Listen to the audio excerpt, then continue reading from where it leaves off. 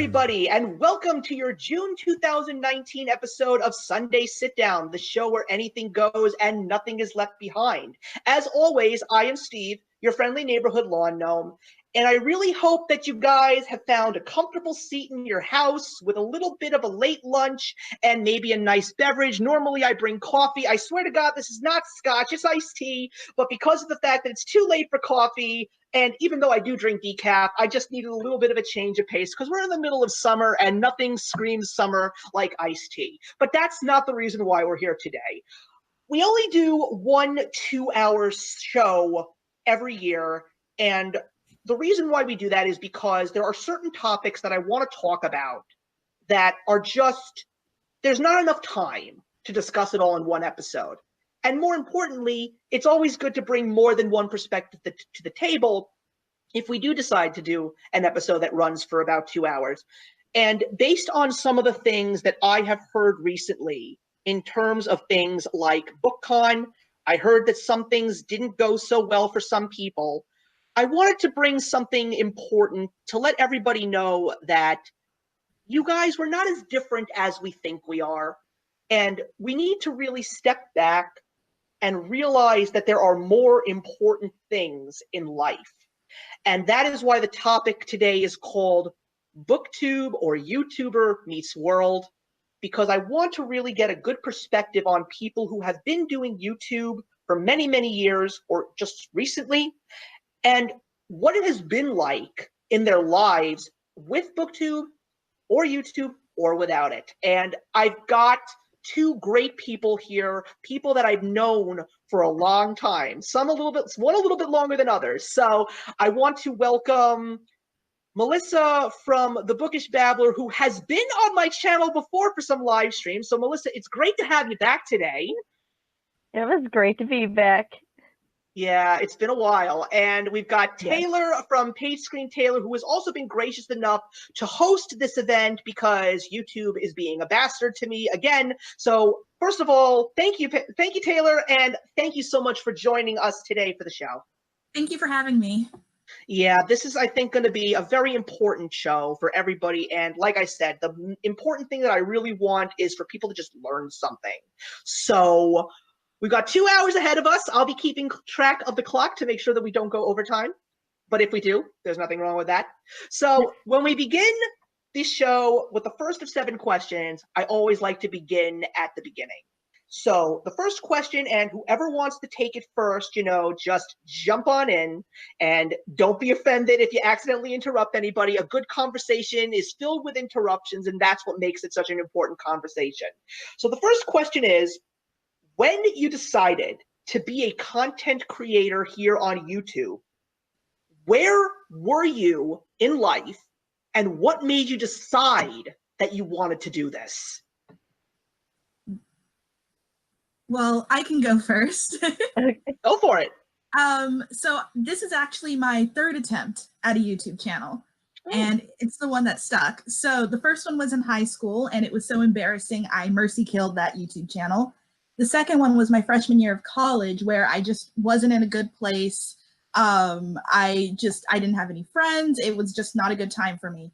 And then I decided to start it the summer between my freshman year of college and my sophomore year of college, where I was just starting to get myself to a good place. I was making friends. I was the healthiest I had ever been, and I couldn't find a job. I had a lot of difficulty finding a summer job and feeling really just listless. So I decided that time was as good a time as any, and I just propped up my camera, put a few books next to me because I didn't have a bookshelf at the time, and I just started filming. So I was in high school when I started my YouTube channel. I'm trying to remember. I think I was 17 possibly when I started it. And I just happened to be on YouTube watching YouTube videos as I usually was. And I came across an Emma Books video, and I became totally obsessed with her and her channel.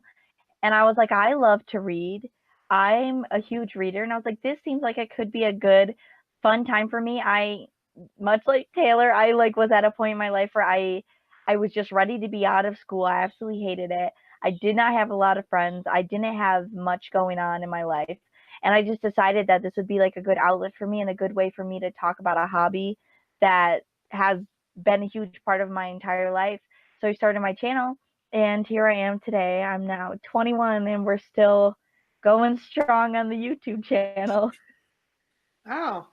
It's so interesting, because one of the few things that I have definitely noticed about YouTube is the fact that we all seem to come from very similar stories in terms of what our experiences were in high school, or even younger than that. It's like a lot of us seem to be the outcast, the black sheep, the person that really was not favorable amongst the average kid in school. And this YouTube platform seems to be the place where all the rejects manage to find each other, which is kind of, it's kind of cool. Like, it's not a bad thing. It's a really good thing. But for me, I was long since out of school, because all of this stuff didn't even exist when I was in high school. I mean, when I was in high school, I had started with America Online version 2.5. That was the internet, and there was no Facebook, there wasn't even Friendster when I was in college.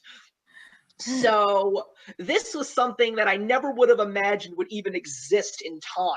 So I was well into my 20s when YouTube was something that I found. And when I first found it, it was something that I used just for the sake of watching movie trailers and little animated shorts and whatnot. But one day, because I was already doing movie reviews and music reviews on Amazon. I had an Amazon account, and that was a really cool outlet for me to voice my stuff, because I always loved this stuff. I love talking about popular culture, and I always wanted to, just be a voice. You didn't have to listen to me, but I just wanted to get my opinions out there. So one day I was watching YouTube, and I started watching people actually making their own content with reviewing stuff. And I saw this 13-year-old kid whose channel has been long gone. It literally was gone after my first year as a YouTuber. But here was a kid that was so much younger than me, and he was reviewing Toy Story 3 like he was in his late 30s, early 40s, like a real professional critic. Wow. And I was like, wow. I was curious if this was something that I could actually do. And at that time, I really wasn't too satisfied with my job. It was also right after the Great Recession, which was a terrible time for people in my profession at the time. Unfortunately, I bit the bullet after living with my best friend for 2 years in an apartment. We both ended up moving back with our parents because I was not making much money and he lost his job. And I wasn't dating anybody at the time. I had nothing. I really felt, to myself, I felt very alone, because even though I did have a decent circle of friends, these people were just not entirely as interested as I was in some of these things. So I just said to myself, you know what? I'm going to do it. I turned on my cell phone because it was my first smartphone, had video capabilities. I recorded a video. I had no idea who the hell was going to listen to me, but I posted it, and it felt good. It felt really, really good. And for the holidays, my parents got me at the time a flip cam, which was the new sensation, record 60 minutes of high quality video. My friend who was my roommate actually knew how to edit video, so he helped me along the way at the beginning. But that was it. I had an outlet. I had a voice. I felt like I was actually just feeling a little bit more confident in myself, and the rest is history. That's good. I do see like a pattern with a lot of people who start YouTube channels, especially BookTube. Mm-hmm. Yeah. Yeah, I also feel that when BookTube was something that I actually discovered, that was something else that sort of opened up the floodgates for me in finding out that YouTube can actually be more than just posting videos. And it's kind of crazy, because when I find a new content creator, especially when it comes to a booktuber, what's the first video that I go to? Probably the same one that everybody goes to, the newbie tag. Because that's where I feel that someone is literally getting themselves started, and that's where they feel they're most genuine. And that's where I find that the intentions is not just for the sake of making videos. Like, these people actually are looking for someone to hang out with. They're looking for friends. And I think that that's kind of powerful. Yeah. That was my first video, was a booktube newbie tag. And you commented on it. And that's how I met Steve. Yeah, I mean, I just liked your energy. It just seemed like someone who loved what she was doing. And I mean, like, obviously my favorite video of yours is the one where you're singing As Long As He Needs Me. It's such a wonderful video. It really, really is. And it was just, what I appreciated about that one was the fact that you did something different, something that I don't think anyone would have expected. And I take a look at some of the comments on that video. People are just blown away by it because it's a side of you that nobody knows. Every time I post a video of me singing, like, I always get at least like 5 comments where people are like, wait, you know how to sing? How did I not know this? And I'm like, well, I don't talk about it, but I post videos every so often. I'll post one like every like 6 months or something. It's just like it's nice to mix it up every once in a while, and someone's always surprised. And then they're like, oh, this was great. Thank you for sharing. Yeah. But also, I appreciate a lot of the videos that you make because you also go against the grain so often, and I appreciate the fact that, especially in the platform that we're in right now, because right now there's a vast need of improvement for the way that people actually handle other people's feelings and thoughts and inception of different specific things. But I always appreciate the people that just don't give a shit. Like, I'm just gonna, this is how I feel. And this is how my attitude is.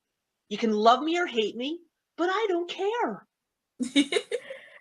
Probably my favorite, one of my top like 5 favorite videos I've ever made is the one where I talk about booktube drama while on helium from those balloons that I had. Yes! Oh, that's one of my favorites! You are so funny! I had so much fun filming that video, and I was like, this is just such a good time for me. I was just like talking about how annoyed I was, but like also trying to give constructive criticism. But I was also just, my voice sounded ridiculous because I was just inhaling intense amounts of helium.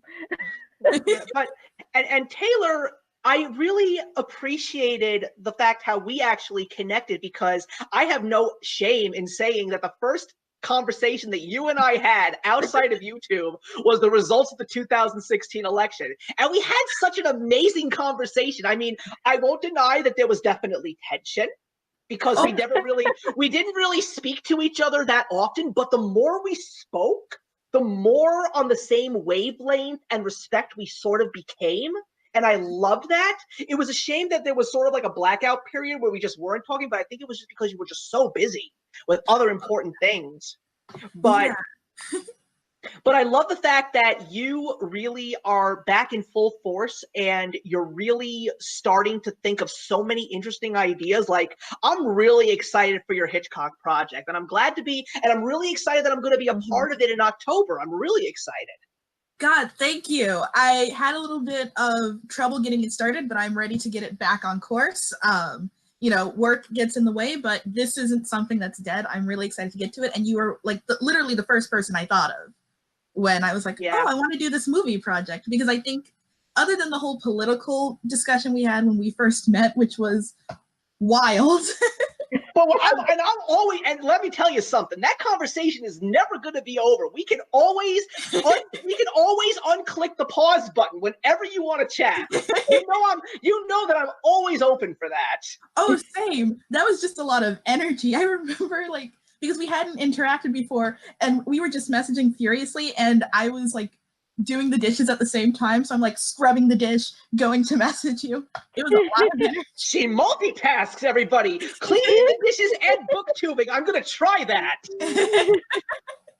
But other than that, I feel like we bonded mostly over films too, which absolutely. Because we don't talk books a lot. We talk movies.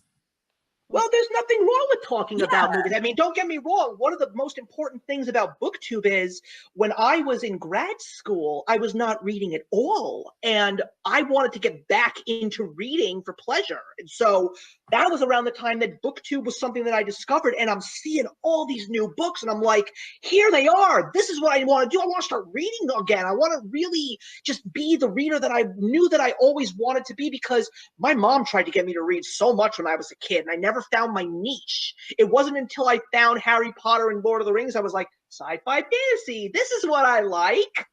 Yeah.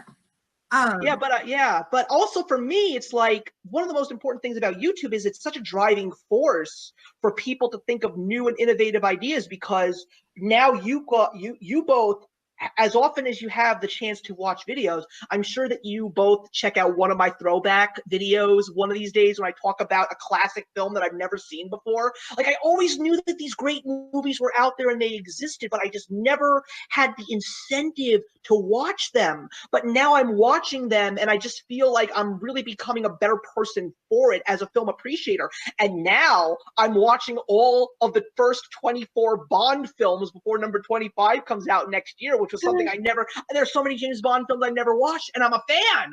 I was like, I felt dirty. I felt unclean. Like, I'm literally in the corner of my bathtub with a sponge. Not clean, not clean.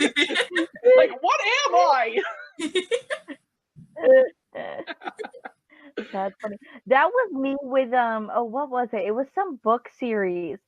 Oh, I read the Selection series that I had been bullying for so long, and I enjoyed it, and I felt like I needed to go take a shower. I was like, I can't believe I enjoyed this.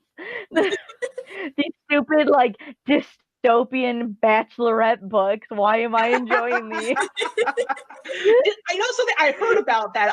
BookTube reviews that book series all the time. Do they actually give out roses, or do they give something else? I just have to know. No, I have to know. They just send people home. It's like just these girls are trying to marry this prince, and every so often they'll just kick some out of the castle. Right. It's ridiculous. Well, it sounds ridiculous, but sometimes people just love ridiculous. Oh, I want it to be a really poorly made freeform TV show immediately. Well, let's be honest. If a movie like Detective Pikachu can be made and be a smashing success, anything is possible. It's possible. Right. It is so possible. So anyway, let's get into the second question, and that is, when you started getting comfortable with being an online presence, what was your attitude about letting people in, and how much were you willing to share? I would say that it took me a really long time to talk about anything of any substance on my channel or with other people. I had conversations with individuals, obviously, but it took a while for me to start talking about actual life events on my channel. I think I only started doing that a year or two ago, where I posted a few videos just talking about things that I felt like I could give a concise conversation about that they had happened to me in the past. So I don't typically talk about things that are currently happening on my channel. I don't get too personal on my channel, but I will make vague oh yeah, this month was not the best, but I made it and here I am to review some books. So I don't think I still am not at the point where I'm super comfortable talking about my personal issues or my personal life on my channel, but I'm just like that in real life. I don't share a lot of my personal issues with people unless I'm very, very close to them. So I'm not fully comfortable putting all of that out on my channel. But if it's something that's happened to me in the past and I'm over it, it's no longer an issue and I feel like it's an important conversation to have, I'll post it. I posted a video about having bulimia in high school, and I posted that video and it got a ton of really good reception. So just stuff like that. I will, non-bookish videos, I will post discussions about things, but I don't typically do that. It's very rare when I do that. Right. Yeah. For me, I would say that as far as my channel goes, I don't really post anything really personal about my life. Part of that is that I have a lot of IRL friends and family that do watch my channel. Right. So, you know, it's a little weird if I talk about some secret and then my mom comes in, like, because I live with her, comes in and she's like, hey, you posted this on your channel. Are you okay? You know, so I try to keep that for the most part professional, because I also use my YouTube as a sort of professional promotion as well. Yes, yes. Yeah. That's a very powerful thing to do. Yeah, I actually got my current job because they were really happy with my online presence on YouTube and Twitter. So I try to stay away from like politics and personal issues. But when it comes to like BookTube friends, I feel like I can DM them about anything, and that's how they tend to get updates about like the really deep stuff in my life. Like I know I was talking to you, Steve, about this really bad situation I was in like about a year ago with my professional life. Yes. And, you know, how tough it was. And that was just a really tough part of my life that I chose not to share publicly on Twitter or YouTube, but privately to some BookTube friends. I was fine sharing that. Yeah, and at the same time, I remembered you telling me that because I specifically mentioned to you, the economy is so good right now, you're going to have such an easy time getting a new job. And you got a new job very quickly. I know. I didn't believe you too. I was like, oh my God, you're such a liar. But then I got Hey, look, listen, our president may not be the brightest crayon in the box, but you got to admit the economy's been doing very well for the past couple of years. And the fact that, and look, the numbers don't lie when it comes to jobs. People are getting jobs, and especially jobs that are in the technology world. The markets are so, even in big populated cities like where I live in New York, and Taylor, you're in California, it's like, well, Melissa's in New York too, but not near New York City. But yeah. It's amazing to see, even though I'm not looking for a job, how many jobs in my area of expertise are popping up by the day. It's incredible. And so I'm like saying, if Taylor is looking for a job that involves digital media, I'm like, oh, she's going to get something instantaneously. It's impossible for her not to get something. I literally got hired a month after I left. You see? I was going to be out of work for months. No, you see, that's the beauty of these fields. These fields are where, not just where the jobs are, they can be the careers. Because when I was going to grad school, and that was also when my YouTube was in full force, and I was so grateful for YouTube because it actually was something that I added to my LinkedIn page, because it really helped me with my management skills, my time management, my project management. And now I'm working on a whole bunch of projects. I mean, I will not lie about the fact that this year was a little bit more intense because I have recently adopted a whole bunch of brand new responsibilities because of some new things happening at the office. So it's been a little hard for me to juggle things around. But one of the few things I'm happy about is the fact that people understand that I do need sometimes a little bit of breathing room, because they know that I'm getting so many new responsibilities, and they know I want to do a good job. But YouTube was such a driving force in helping me learn how to manage all of this stuff. But where I'm going with this is, we once, at one of my classes, the dean of our school had a special class where he talked to us, and he gave us a statistic that really upset me. And it was, the average graduate, whether it's undergraduate or graduate student going into the working world, before they retire will have had no less than 12 jobs attached to their resumes. Wow. But I honestly believe that. But I don't like that, because unfortunately there are some people in this world, not saying that it's any of us in this room, that want to just leave one job because they feel that they're not gaining the respect or the credit, or they feel that they're not making a difference. You know, those are good intentions to have, but that's not what having a job or that you want to make into a career is all about. You've got to understand that it will take years for you to be, if your expectations are extremely high and you want to be the CEO of that company, I will just say this right off the bat, you're making a fool out of yourself. It's a fool's errand. You just have to understand that when you get a new job, you're at the bottom rung of that ladder, and you are going to get crapped on by all of your superiors.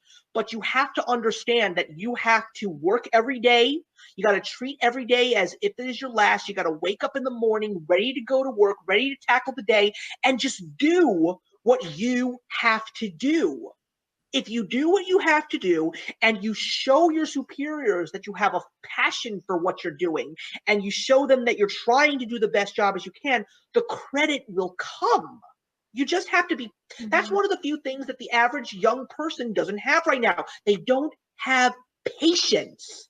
And not many people show gratitude anymore. They should be gracious that they have a job, because when you don't have a job, trust me, it sucks.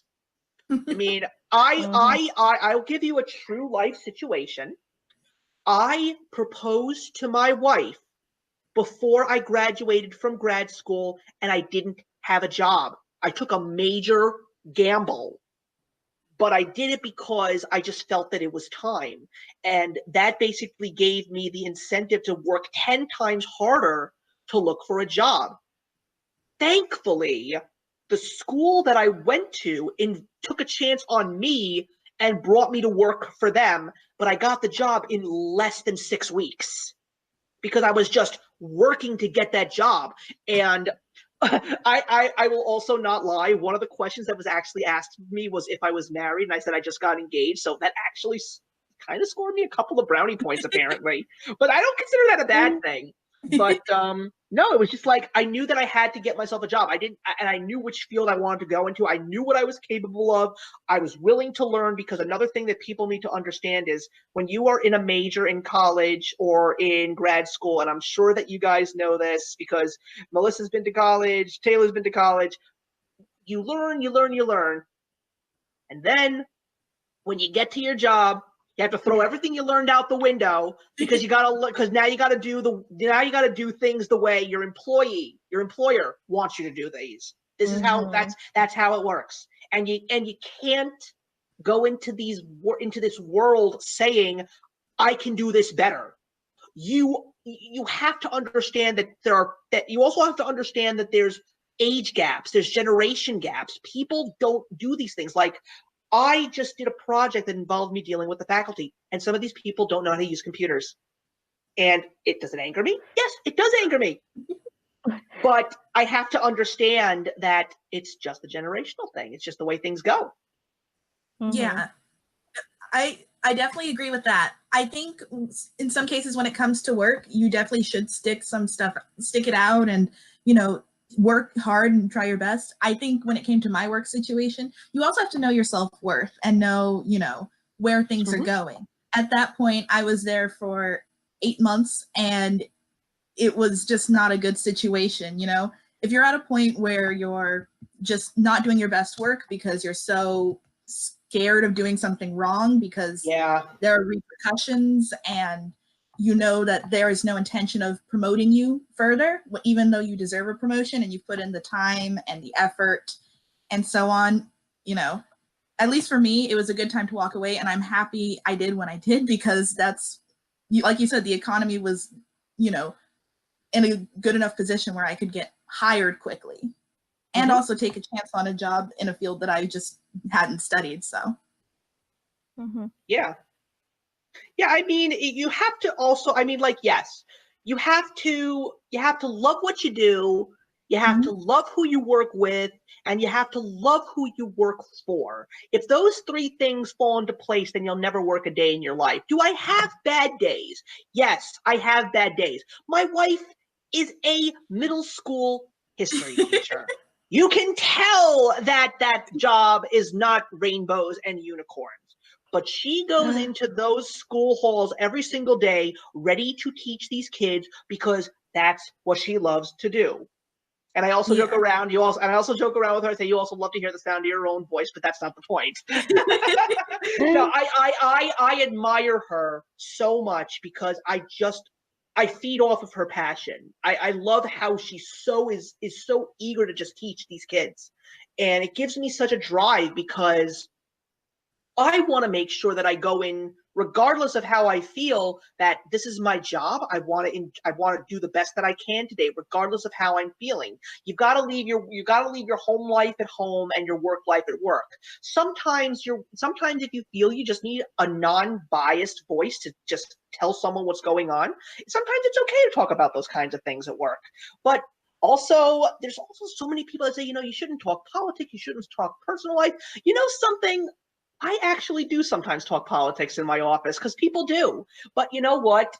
I go into that with the intentions of saying, I'm only here to tell you guys how I feel. I'm completely okay with how you feel, So, Yeah. and I always end up having great conversations. I personally love having conversations with the people that are more liberal, because I always feel that so many great perspectives are shared. And I always say at the end of every conversation, whether it's a friend or whether it's a coworker, I say, I just want you to know I love having these conversations with you because you really know what you're talking about, and I respect that. Yeah.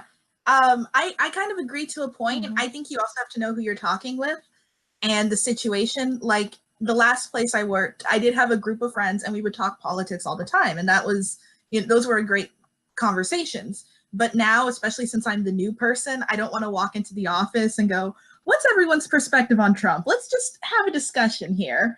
You have to kind of be aware of who you're talking to, and you don't know, like, if what you say is going to color their perspective on you, which, it shouldn't, but that's just, I guess it's human nature.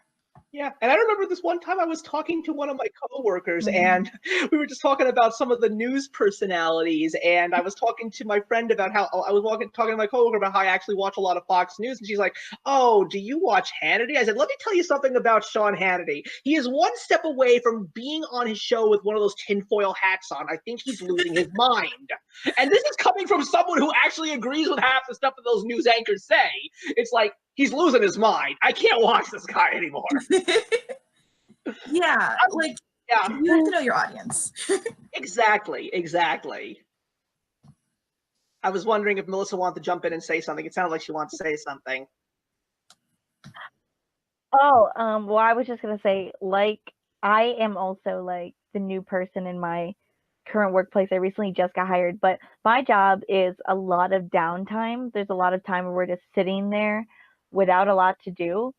So it's like been interesting trying to like figure out who all in the office likes each other and doesn't like each other, and like trying to find a way to navigate. Like, it's not a particularly dramatic workplace, but there are still those instances. So it's like, because we have so much downtime, there are a lot of conversations that are had, and I have had conversations about politics and stuff like that with people. But the one thing that I appreciate is the managers at my place of employment are they're really cool. They like love to have discussions. Like, I had like a political debate with one of my managers, and I've been there for like 2 months. And like, it was a great conversation, and he was like, "Yeah, no." He goes, "Wow." He was like, "I mean, that's a really cool perspective that you have on that." And then he was just like, "Oh, I'm going to go to lunch now." And like, it's been totally normal. Like, I feel like the managers at my workplace cultivate this really healthy atmosphere. So then the employees, even if they disagree, they also have this very healthy like mentality about it. So I think a lot of it is also like, if you're at a workplace and the managers are cultivating a really unhealthy atmosphere, don't be scared to walk away from that. I agree. They control what goes on. And that's like the main thing. Like, it's one thing to sit and like, I've only been there 2 months and I have already gotten a bonus and I've gotten like good reviews so far. Good But for you. if there was ever a point where the managers started, like, if I get moved to a different department and the managers make it like so difficult to work there, I would request to be moved. And I think the company that I work for would move me. They've moved people before who have been uncomfortable with management. So if you like, so another thing would just be, don't be scared to like approach someone in management, ask, "Hey, I'm not comfortable with this situation." Because if you're working for an actual professional place in a professional atmosphere, they will take that seriously. Right. And another thing that I would definitely throw out, because I actually asked my bosses, like, they didn't intend to do so, but I actually asked them to give me an evaluation. because, you know, after a while of being there, I said to them, you know, I just want to know if you guys would just sit down with me and just give me an understanding of where we are right now, because one of the few things that I want to make sure of is that if I'm doing anything wrong, I would very much like you to tell me what it is so I can improve on it. And also, if you really feel that you should be, that you're not making, especially if you've been there for a while, and you know for a solid fact that you can do more, instead of just saying, you know, I deserve a promotion, you should give them, which is what I did, you should give them a list of things that if you do, in fact, give me this opportunity, here's what I intend to do. Here's what I'm going to bring to the table. Here are my ideas. Because I want to make sure that if someone's going to give me a raise or a promotion, I want them to know that it's worth their money. You gotta let them know you're not doing this because you're not just giving me money. I want to show you what I'm gonna do because you gave me this opportunity. Show them that you really can be worth what they're paying. Exactly. And be modest about it. Show them the incentive, but also don't treat yourself. Don't say, "Oh, I'm going to be the best that you ever had." No, be humble, be modest. You have to show them that you're modest, because modesty is really what shows them your true, genuine self. And I also feel that that's something in the BookTube community that we need to see more of. We need to see more people being proud of who they are, but at the same time, not being this overly boastful person that really feels like they're 10 feet tall from everybody else, you know? Yeah. So then let's go into the third question. And the third question is something that I think we all have been talking about a lot lately, whether we're booktubers or YouTubers in general. And that's all about the subscriber counts. So the subscriber counts, so we're YouTube content creators, and then the subscriber counts start to go up a little bit. They do, especially if you bring the fire every single time. You show that incentive, people are going to watch you because they love the passion. So when your subscriber count started to go up, did you feel the need to keep your YouTube persona separate from your actual life? Or did you feel that there was going to be a time when your two worlds actually converged? I think we tackled that just a teensy bit, but if you want, I'll be willing to begin with this. Basically, I was always someone that wanted to keep a very small digital footprint. I have my YouTube channel and my Twitter feed. They are not connected to any of my personal social media. If you actually took my full name, and I've done this before because this is something that I learned while I was getting my graduate's degree. If you Google yourself, you know, like I put my full name in there, you will not see my YouTube channel or my Twitter feed. You won't see any of them because my personal information is not there. I kept them separate. But when I started getting my master's degree and I started learning more about the importance of what YouTube did for me, then I provided a link on my LinkedIn page, but the separation is still there. I am someone that likes to share things with a lot of different people. I had no issue on my channel in my update videos, which people really do enjoy watching with the motivational moments and all that. I was very happy to say that, you know, I got engaged. I liked sharing the wedding planning, and I also like to, and I mean, you guys have watched it and you see that I sort of let people in, but I don't give too much because you don't want to go too far, but you still get the genuine idea. Yeah. But now where and I had no issue with sharing those kinds of things, but when it comes to someone from YouTube being friends with me on Facebook, there has to be a really large amount of trust. So I will apologize to you, Taylor, because we're not friends on Facebook, and that's only because of the fact that it never came up in conversation. But Melissa and I are, but it took a very, very long time for the two of us to actually talk about it.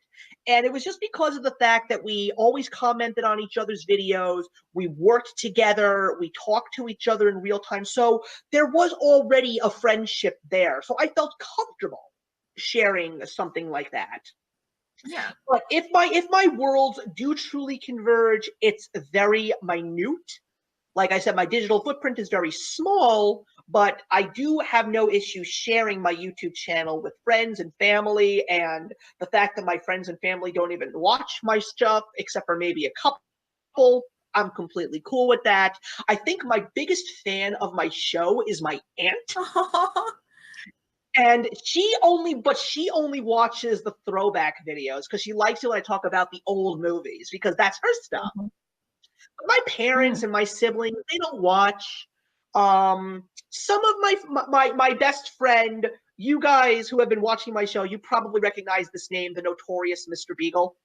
I've mentioned that name numerous times. Mhm. He is actually going to be on an episode of Sunday Sit Downs this summer. So everyone, if you've been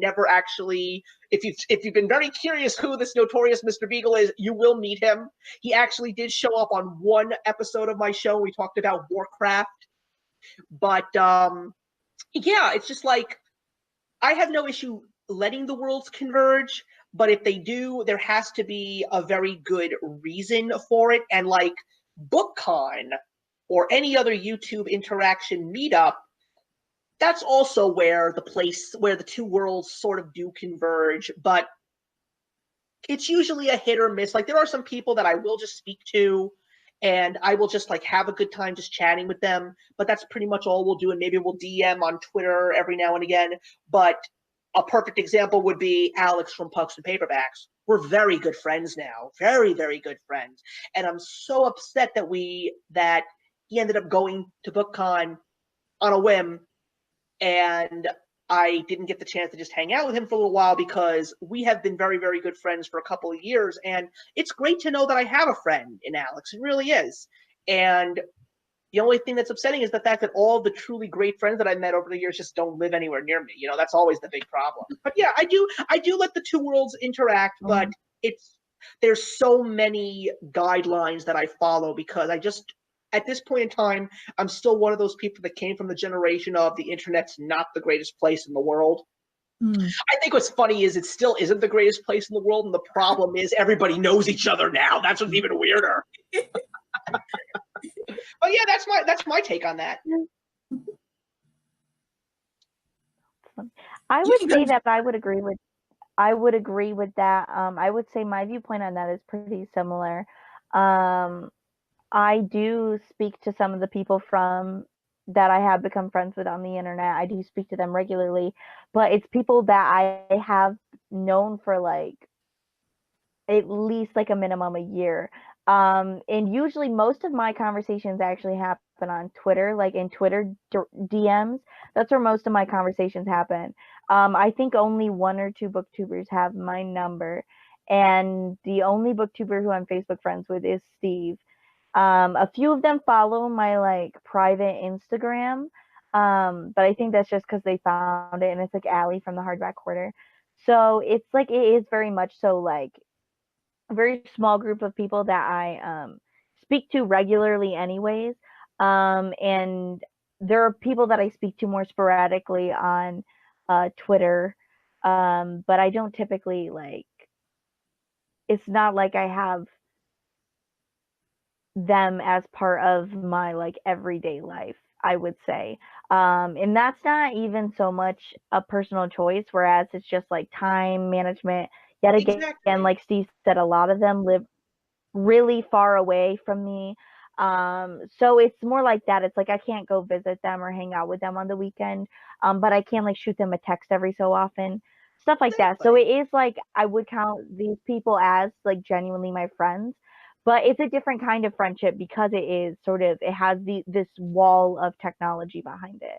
Yeah, So yeah. And I never annoy you unless it's a massive Funko Pop thing that I know you're gonna love. I reach out to you almost instantaneously. But yeah, I mean, like, you're absolutely right. Yes. It's like I was fortunate enough to actually meet Marissa over at the book. I'm mixing up everything.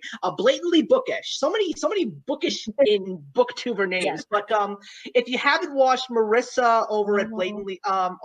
Blatantly Bookish, she is wonderful. She is actually one of my friends because we actually found out that we were practically neighbors. We literally lived 10 minutes away from each other. Wow. And yeah, so I met her fiance, and obviously she met my wife.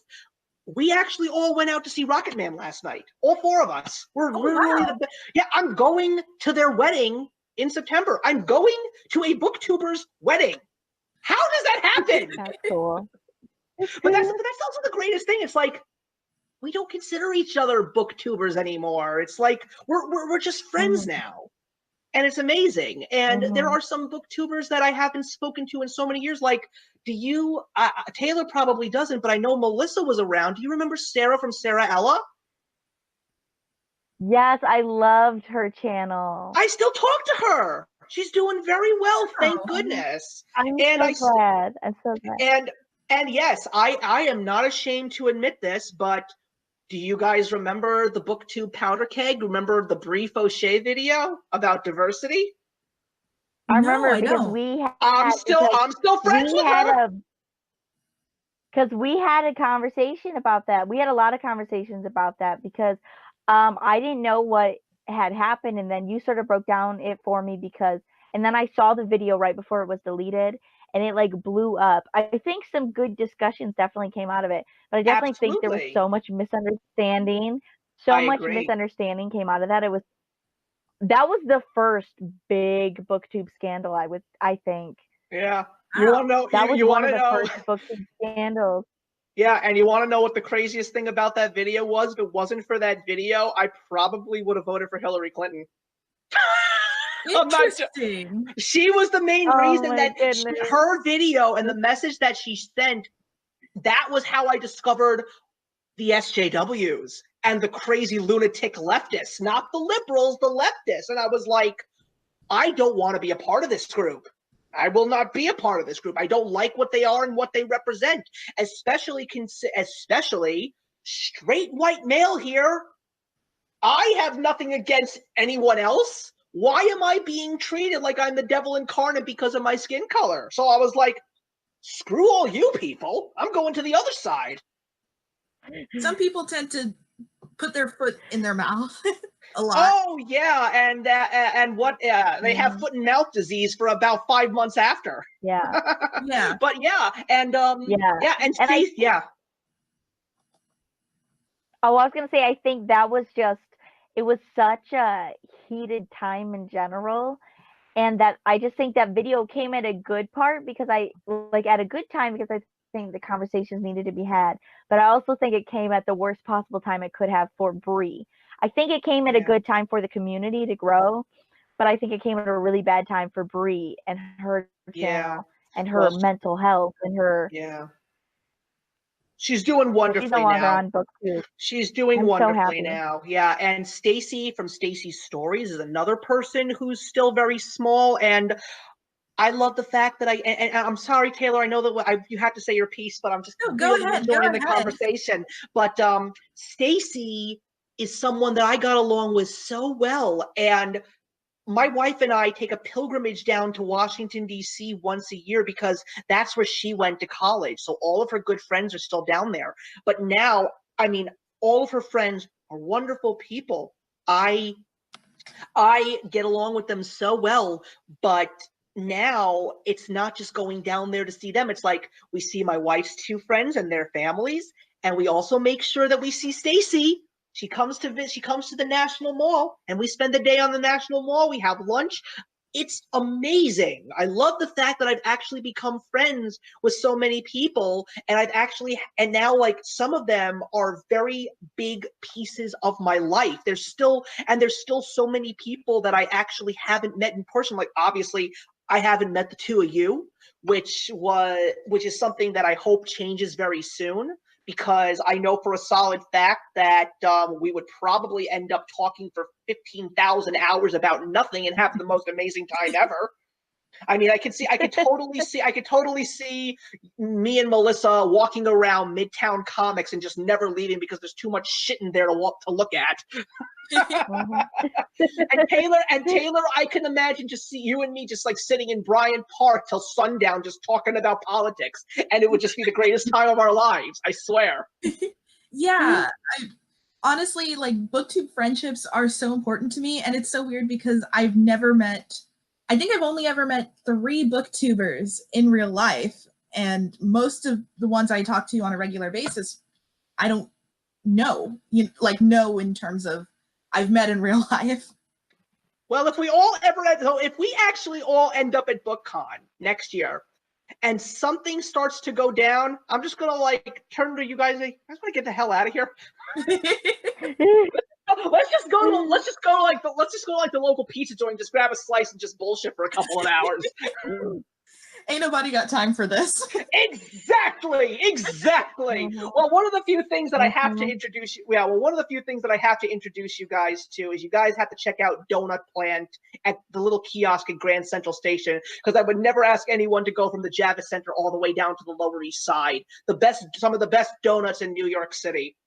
And I know that one of the few things that was going on in strains of tweets when people were at BookCon, everyone was talking about the bagels and the pizza, but I'm sorry, if you are not vegetarian, you have to go to one of those true, authentic Jewish delicatessens, and you have to get yourself a pastrami sandwich. You cannot leave New York City without eating a pastrami or a corned beef sandwich. I will not, if you meet me, I will not let you leave Manhattan until you eat one.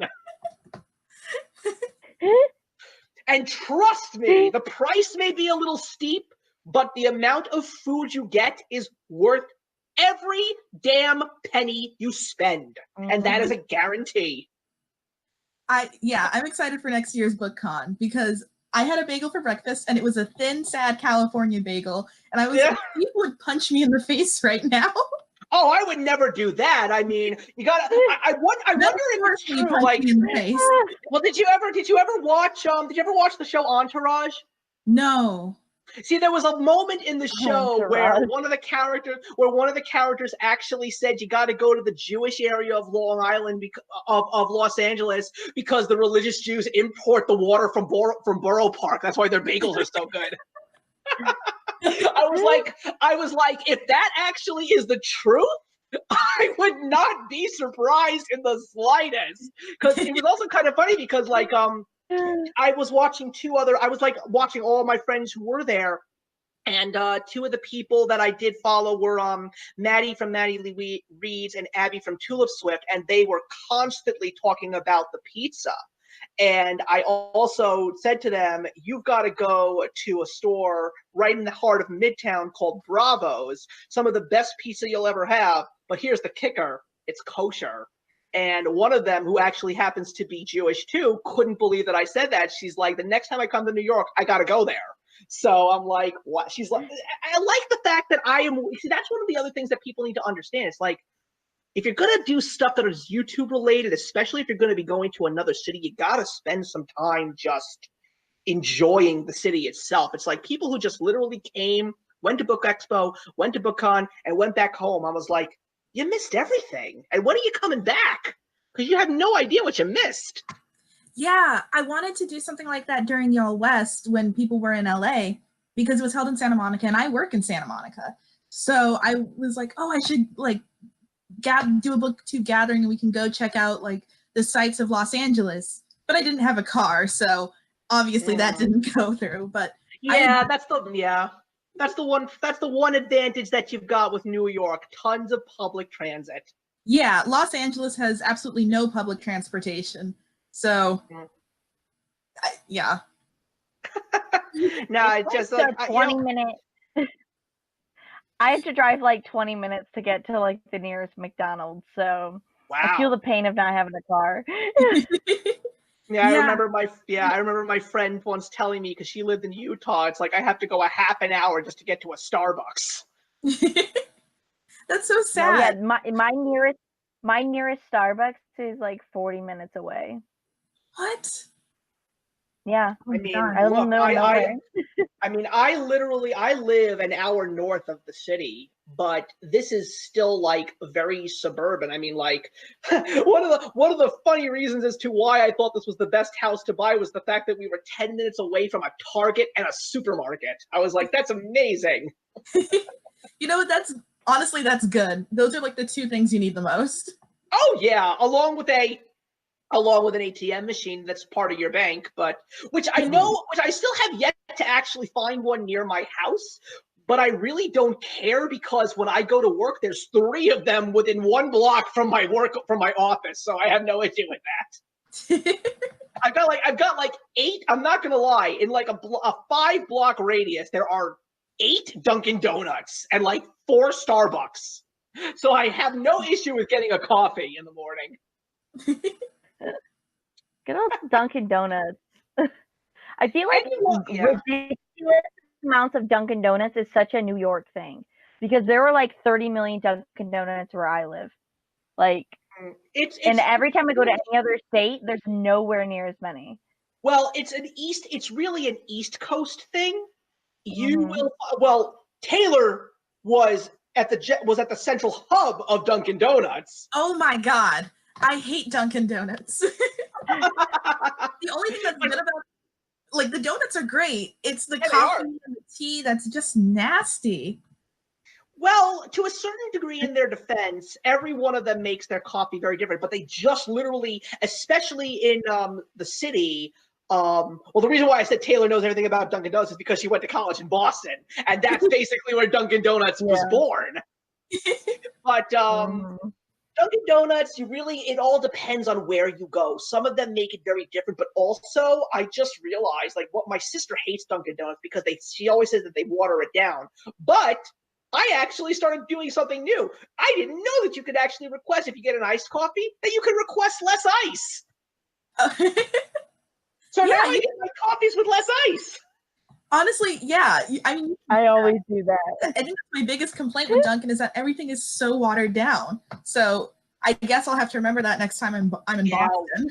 Well, now you're absolutely right. It's really an East Coast thing. You'll find tons of them in Boston, in Connecticut, there's tons of them oh my God, there's tons in Jersey. So many Dunkin' Donuts in Jersey. And I also feel that and I also feel that it's more of a suburban kind of thing. I feel that you find a lot more Starbucks like in the cities themselves, but when you really go out into the suburbs, you start seeing a lot more Dunkin' Donuts than you do Starbucks. In Boston, they were like on every corner. Well, I'll give you a fun fact about Boston and New York. When I went to Boston a couple years back, my friends and I all agreed that it was like a bizarro New York, and we all know what the bizarro is. Oh, but it's sort of not. And one of the funniest things that I found out was, at the time, there was the exact same amount of Dunkin' Donuts stores in the city limits of Boston. It was exactly equivalent to the amount of McDonald's that were in Manhattan. Really? 84 Dunkin' Donuts in Boston and 84 McDonald's in Manhattan.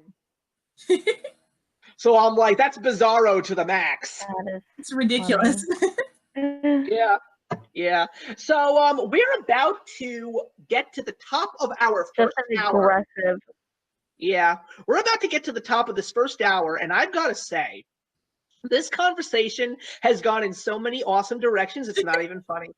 But I love the fact that we're really talking more about real world stuff and just because everything that we've discussed has really, YouTube has sort of been a part of it. And that's what I think is really, really cool. And the fact that we're talking about coffee now is even better. But just in case everybody doesn't know, this video is going to go up on my channel tomorrow morning at 7 a.m. because like I said, I'm not hosting it today on my channel. Taylor was gracious enough to offer her channel. So once again, Taylor, thank you. So you guys will be able to come and see this video unfiltered whenever you want on her channel, unless she wants the pretty intro and outro. That's entirely up to her. And Melissa can have it too if she wants it. But yeah, it'll be up on my channel at 7 o'clock in the morning Eastern Standard Time, and you guys will be able to watch it as many times or as never, whenever you want. So let's get into the fourth question, and we've already scratched the surface on this. But let's talk about some milestones and big changes that you had, whether they were actual YouTube related or just something that happened to you personally. Did they affect you as a content creator? Also, I will throw in another small curve here just to broaden the discussion on this question. Something that may have happened through somebody else's YouTube channel that influenced you. Okay. So I can go. So for me, I just reached the 400 subscriber milestone, which actually doesn't sound like, thank you. You know, I've been on YouTube for a couple years now, but I've had to take a couple of hiatuses. So despite all of these hiatuses, because I would not film or post when I was in school, or, you know, if I was working a lot, you know, I wouldn't have the time. So it's really nice to reach 400. In terms of real life, I guess starting a new job, which has led to a sort of semi-hiatus for me. But I'm sorry, what was the third curveball question? Oh, the other thing was, were there anything? No, don't worry about this. This happens at least once an episode. No shame in that. The small additional piece was, did anything in someone else's, did a certain thing that actually happened in YouTube itself, whether it was in the BookTube community or just in YouTube in general? It could be anything from an actual video that you saw to a format change. Did it change you as a content creator or affect you in any way? Okay, well, I would say, honestly, using my iPhone to film, it's not a major thing, but if you look at my earlier pre-iPhone days, my camera quality is really bad, the sound quality is awful, and so just hearing that other YouTubers didn't need to spend money on a really fancy camera really helps, so I just use my iPhone to film now, and that, I think, has increased the quality of my content. And has given me more confidence because I know my videos are looking a lot better than they were. So it's a small thing, but I think that's been a really big change in my channel. Right. Okay, so I'm trying to think. Probably, well, a pretty big milestone is I did recently hit 2,000 subscribers, which is something that I've been trying to reach for a really, I had been trying to reach it for a really long time. I had like this big stagnant point in my channel where I was not gaining subscribers at all, and then I just like one day randomly hit 2,000. It all just sort of came in all at once, and I think I attribute that a lot to the fact that I joined Book Twitter, which I hadn't even had a Twitter account before that, and I decided to make one, which has been sometimes a negative and sometimes a positive, but I do think it did give my channel a lot more exposure. Also, I did end up getting a really nice filming camera, and I purchased a ring light, which I think has really added to the quality of my videos. My videos look so much better than they ever have, and it's just really made me put more effort into my videos because I feel like I want the content to live up to the quality of what the video looks like. And for something that is a BookTube related thing that changed my mindset, is I've recently, this year, I've sort of, within the past year and a half, I have switched up my content, I feel like, quite a bit. I'm still doing reviews of the same sort of videos I did before, but I feel like I'm taking a more professional approach to it. And I have like sort of created ongoing series in my channel and doing like specialty videos and really just playing around more with the creativity around creating bookish content. And I attribute a lot of that to the first thing that really inspired me to do this is a lot of people were doing videos where they predicted if books were going to be 5 stars, and then they'd read them and then they'd like show off like reading vlogs of what the experiences was reading those, and then giving reviews. And I thought that was a really fun idea. So I just started doing different kinds of like videos based upon that. And I think a lot of this came from Lala from Books and Lala, who has truly just like changed so much of what BookTube is and what BookTube has become, content wise. She's done a lot of amazing stuff, and I think everyone sort of, I feel like, has taken inspiration from her. But it's not so much I want to do the same kind of content as her, as I want to sort of branch out and be as creative as her, even if my content is drastically different from hers. Right. No, that's great to know, and I'm glad that you said what you said, because I do agree. As far as my own experience, I think that everybody that I have connected with and people whose videos I watch, I feel that a little bit of my channel's growth is because of every person that I've truly developed a strong bond with, or at least someone whose videos I watch on a constant basis, because I was really just someone, because remember, I started my YouTube channel back in 2011. So YouTube was a very different place in 2011. I mean, there was no BookTube community, period. So I was just doing my own thing. And yes, I was also someone who was very outgoing. Like, I really wanted to comment on people's videos. That was something that I always knew was one of the most important things. You have to let the people, if you like their content, you got to let the people know that you like what you're watching. And at the same time, if you really want to try and make a connection with someone, you got to give them a comment that really makes them want to respond. Because, hey, nice video doesn't always fly with everybody. For you guys and me, it might fly, just because of the fact that we know that we can find each other on social media and continue the conversation and go in greater depth. Because unfortunately, you can't have a great conversation in the YouTube comments unless you make a massive chain, and to many people, that's annoying. I just did that the other day. I don't know if you're familiar with, I think his name is A.G. McDonald. He does like animation videos. He's been commenting on my videos a lot lately, actually. He's great. And I also, he posted a video on diversity or marketing diversity recently. I don't know if you've seen it. Great video. I didn't agree with all of his points, but I wanted to like just discuss them with him. And I was like, well, I'm just going to leave a few comments and it's going to be fine. And then I wrote an essay and I was like, oh, this looks bad. So just let you know, I still really like your video and I agree with all of your points. I just thought I'd leave my thoughts here. Sorry for the dissertation. Bye. Well, you see, but you see, a truly respectful YouTuber will actually read it. He did. A truly respected YouTuber will read an entire comment from just another average YouTuber more than any politician read the Mueller report. Yes, I'm going there, people. I am going there. But anyway, so I was just doing that stuff. But when I actually found out about a scandal that actually happened in YouTube involving sexual harassment in 2014 from big YouTuber names that were just trying to like influence in a negative way smaller YouTubers, it was really disgusting when I heard about that, because when I was in YouTube in the very beginning, there was an annual survey that was made by a YouTube content creator named Alex Day. And I actually participated in that. And this guy was one of the culprits of this whole scandal. And I was like saying to myself, so I'm actually in my 30s now, in my early 30s. And I'm saying to myself, you know, to a lot of younger people, I'm probably a creeper.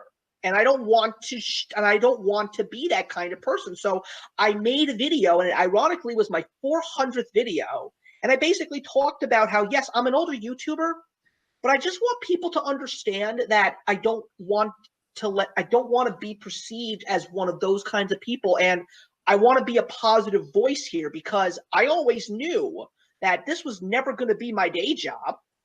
And I just want people to know that there's an older voice out there if you need someone to talk to, if you're lacking in your creativity, or you just don't know where you're going, or if you just need to talk to someone. I'm willing to listen. You don't have to talk to me, but I'm willing to listen. And that was when I really started to change a couple of things in my channel. That's when the motivational moments started, because that was also when I was starting to really connect with other people. And yeah, I didn't have Twitter when I came to YouTube. I always when I first found out that Twitter was something, I always said to myself, it's the stupidest idea. I was like, why does the world need to know when you poop? You know, that was my attitude on Twitter. But when Sarah Ella told me how important Twitter was, I can't stop. I love the fact that you really can create extremely strong bonds. And yeah, I mean, look, Melissa, I'm so happy to see that, because I found you when you were really, really new. And I love the fact that you have 2,000 subscribers. I wish that I could be there at this point in time after doing this for 9 years, but I've also been very stagnant. But I think part of it is because of the fact that life has taken a major piece of my life, for the sake that I can't just go see 50 movies a year in theaters. They're expensive. So I have to cut it down. And the fact that I'm really not providing much of anything that's new, and I'm really focusing on a lot of stuff that's older now, I feel that it's just not for the common interest of everybody. Now, Taylor, someone like you who watches classic movies, would probably love watching those kinds of reviews. Melissa, you love anything that I talk about that's comic book related or classic. Or Melissa and Taylor, you guys like anything that I post. I can post a video about underwater basket weaving, and as long as I bring the passion, you guys will be happy about that. Yeah. But Yep. but that's also what I say about lots of people on YouTube. It's like, if you're passionate, I don't care what your video is about. As long as you show me that you love talking about it, and I just love the person that's attached to those words, I will watch. Like, I don't intend to read 70 to maybe even 80% of the books that most booktubers recommend. But I love the person that's talking about them, because they just come to me with such an interest and a passion. And even if someone is trash talking a book that I have no intention to read, I love the fact that the person has just got a set of balls to trash talk a book, especially if it's a popular book. That's where I love. That's what I love the most. But also, when Bree made that video about diversity, that was where I really started to make changes in my videos, because I didn't want to be, my channel ain't no safe space. It's not a safe space. If there's something that makes me angry, I'm going to talk about it. And if it's something that you love, I don't care, because that's just the way that I feel. I respect you for liking what you like, but if I don't like it, don't come at me because I'm hurting your feelings. Facts don't care about your feelings, as the great Ben Shapiro says. And even if you don't like Ben Shapiro, you know that that's true. But I just want to be myself. And I want people to know who I am without giving too much away. So I feel that all of that has been such an influence, and the live streaming has been such an impactful thing for my channel. I just wish that YouTube would learn how to cooperate with me. That's the major problem. But this show that we're doing right now, I think, was one of the most brilliant ideas that I ever came up with. Not trying to sound egotistical or toot my own horn, but what I look at it as is, it's a way for people who are subscribed to me to know who else is out there.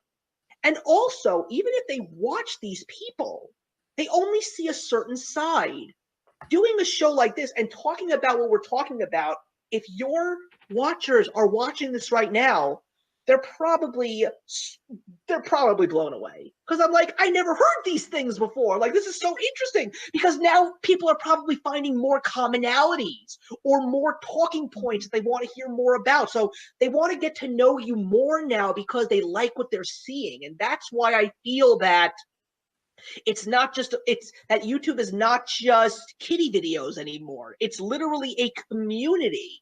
And people are talking to each other, and people are trying to share differing opinions, at least I hope most people are trying to share. But that's where I feel that those three things, the scandal that happened in 2014, the video that made me take a better perspective on my own attitude, and the ability to connect with people in so many different ways now and really build friendships through these platforms, that's where I feel my channel has changed a great deal. Yeah.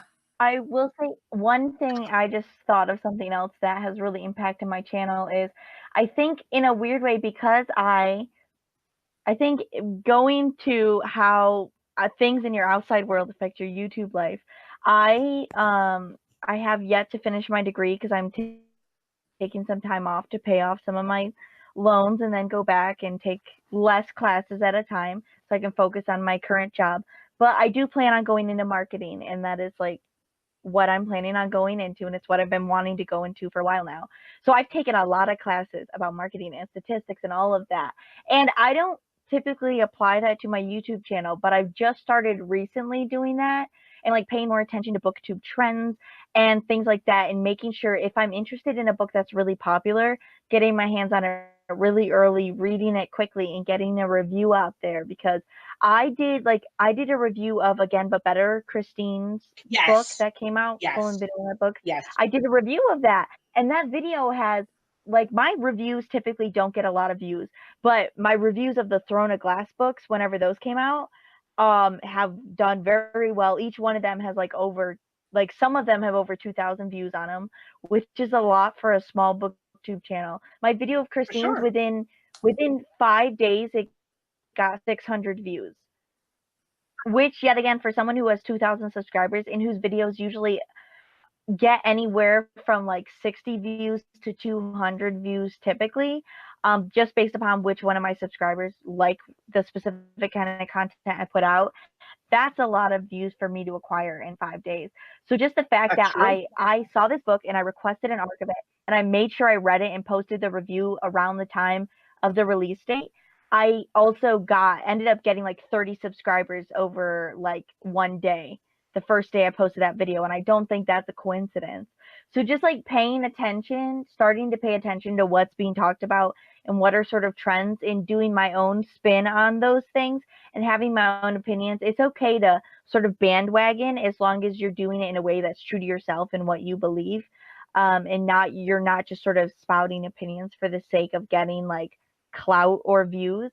Like I talked about like the drama around unhauls and hauling in libraries, but basically what I just did was, the whole video was me making fun of people who were offended by Marie Kondo telling us we shouldn't have 15 books. Oh my god. So like, stop bullying this like adorable woman who's just trying to like make sure people aren't hoarders. Like, calm down, leave her alone. Yeah, and you know what? Yeah. I'm sorry. I'm so sorry. So dumb. So, I was just like saying that basically, like, sort of paying attention to trends and picking and choosing the ones that fit my brand and fit me as a person, has really helped my channel to grow a lot. Yeah, for me, it's so funny that you mentioned like Marie Kondo, because you guys know that obviously one of my favorite things to collect is Funko Pops. That's just one of my favorite things, and it's because it's an extension of a lot of my fandoms. But it's so funny because when I do my monthly pop updates, at one point in time, my videos, those specific videos that I was doing once a month, were getting like 500 to 1,000 views each. They really were. But there's also been so much hate for Funko Pops now. So much hate. One of my friends hates them. And it's because, and a lot of the reasons as to why there's been a massive amount of hate for them is just because of the fact that when Funko Pops came out, people literally were going to stores and buying every single pop that they could get their hands on. It wasn't about collecting the thing for sentimental value. It was like, nope, gotta get this one, gotta get that one, gotta get that one, gotta get that one. Like, you grabbed and you grabbed and you grabbed to the point till your money was gone. So you're literally, and then you're looking at your collection and you got a massive amount of buyer's remorse. Like, it's literally weighing you down. It's like, I talk about Pops a lot. I do. But when I tell people how big my collection is, they don't believe me. Really? Oh yeah, my collection it's compared to the average Funko Pop collector, because I've seen some of these. Like, I see people that have anywhere from 700, 800, over 1,000. I just have a little under 160. I'm sorry, 260. Really? Wow. That's all very small. And that's just because of the fact that I just like to talk about them. I mean, like, I just picked up the Rush triple pack. All 3 members of Rush. Why? Because I love Rush. They're one of my favorite bands of all time. So I had to get them. I also just picked up, it's coming in the mail now, the brand new comic book moment of Batman and Robin in the comic books, just like sitting on a rooftop, ready to foil crime. Why am I getting that? Because I have Adam West Batman. I have Batfleck. I have Dark Knight Returns Batman. I have Batman Animated Series Batman. Why am I getting this? Because I want some kind of a memorable moment. I want some kind of a physical memory to the 80th anniversary of Batman. That's why I want it. And I think it looks absolutely beautiful. I mean, and it's also like when it comes to some of the major lines, like Harry Potter, Game of Thrones, Star Wars. I don't, okay, MCU. Do you want to know how many Funko Pops I have from the MCU line? How many? 5. Wait, what? 5. I didn't know that. Only 5? 4 Groots, because I need every incarnation of Groot. I have everything from baby Groot to adult Groot. And ironically, they're all exclusives. What? And the only other one that I have is right over there, and it's the movie moment of Hulk smashing Loki, because it's my favorite moment in the Avengers. That's all. That's all I have. Wow. My Funko collection is so small. I have, let me think. I have the two of the Preacher Pop Funkos from the television show, because you know I love that show. I have 2 of those. I have 2 Star Wars ones. I have Poe Dameron, and then I have I don't even remember what the other one I have because I can't see it right now. I have Garrus from Mass Effect because he's my favorite character from a video game ever. I had to. I have Alice from Alice in Wonderland because that's my childhood favorite book. I have Ron Weasley because I love Ron Weasley. I have a tiny Dobby, like a tiny one, because it's so cute. I have Mycroft from Sherlock because he's the best Sherlock character. I have Sadness from Inside Out because that's me. And I have a Weeping Angel and Jack Harkness. And then I have Giles and Willow from Buffy. And that's all of the Pop Funkos I own. And I have the Avatar collection coming. That's the thing. I'm super exclusive. Yeah, exactly. It's like I'm very exclusive. Yeah, it's like I still have a couple of them coming in the mail. Like I have one of the shows that they just turned into a pop line was Cheers. So I had to, and I watched all of Cheers recently, but they have the whole collection is 5 of them. I don't want all 5 of them. I just want Cliff and Norm. That's all that I want. Like one of my all-time favorite movies just got a pop line earlier this year, Office Space. I haven't heard of that movie. Oh, dear Lord. No, it's like, no. And I only got 1. And I got Bill Lumbergh because I'm a Gary Cole fanatic. I love him. And I was and my wife came down while I was watching American Pie last night, and she's like, just watch a little bit of it with me. I said, if they ever make an American Pie pop line, I just want Jim's dad. That's all. I just want Jim's dad because I love Eugene Levy. But I will say, and I think Melissa will back me up on this one, I think she and I are still extremely waiting for the Seinfeld line. I need it. I will buy the whole line. All of them. I will buy them all. I will buy them all. I don't care. I actually, in my new Funko Pop update that's coming out next week, did you guys know that Funko actually bought a baseball field? Like they have Funko Field now in Everett, Washington. Like they are like either sponsors or owners. Yeah, they like own the Everett Aqua Sox. And do you know who the manager is of the team? Apparently, it's Jay Buhner. So I talk about the pop, What? and I talk about the Funko Pop, and I say, when I heard that he's the manager, all I could think of was this, and I showed the Seinfeld clip. What the hell did you trade Jay Buhner for? Yeah, I'm actually rewatching Seinfeld right now. It's, oh god, like, you know, my brother doesn't like Funko Pops. What do I watch? Oh. Have you seen Comedians in Cars? Oh, I love Comedian in Car getting coffee. It's scary. It's so good. Oh, it's a So wonderful good. show. I can't wait for the new season. No, it's like, I know my brother doesn't like Funko Pops, but I have a strange feeling that if they ever made a Jay Peterman, he would probably like it. Yeah, I love Jay Peterman is fantastic. He's one of the, you know, I made such a mistake when I went to Vegas back in 2007. I had the opportunity to get tickets for a production of Spamalot. John O'Hurley was actually playing King Arthur. What a mistake that was, not getting it. What a mistake. What a mistake. Oh, all right, that would have been so good. Yeah, I could just like imagine him like quoting lines from the Jay Peterman catalog while he's actually doing his line, just for the sake of ad-libbing. All right, so let's get into the fifth question, and that is, some of the difficulties in life, did they carry on into your YouTube world? And did they make you want to be more open or build more barriers?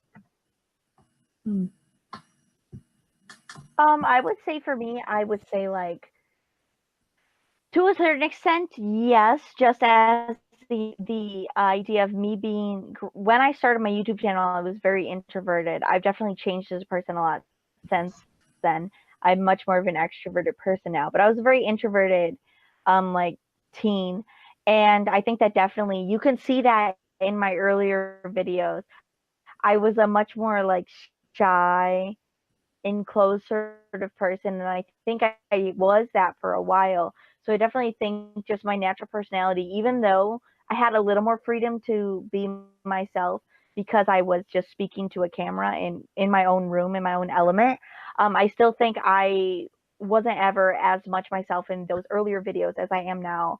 And I think that a lot of that was just due to my experience in school and just my experience as who I was as a person, and my personality back then definitely had a lot to do with the way I was presented in my earlier videos as opposed to now. I know, and part of me was kind of hoping that you were coming online with the Pride eyeshadow, because that was bitchin'. I loved it. Oh yeah, it turned out so good. I was so proud. And that just shows you that just shows you that you're just a completely different person. Because yes, I remember your earlier videos. I could definitely tell that you were really, I could tell that you wanted to like bear it all, but you kept a lot of yourself in. But yes, over the past couple of years, you've really started to really be more of your natural self and just not be afraid to say anything that was on your mind. And I appreciate and respect that. Yeah. Yeah. It's been really nice.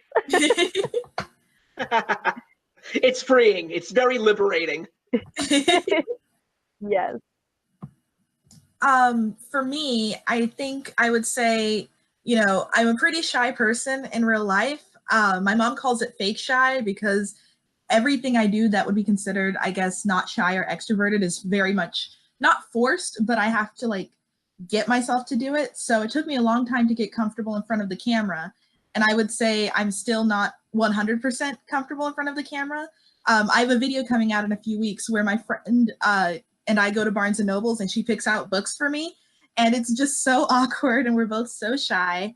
But, you know, a lot of it is just getting comfortable in front of a camera. And in terms of real life situations, I just, like I've said before, I sort of tend to keep them to myself.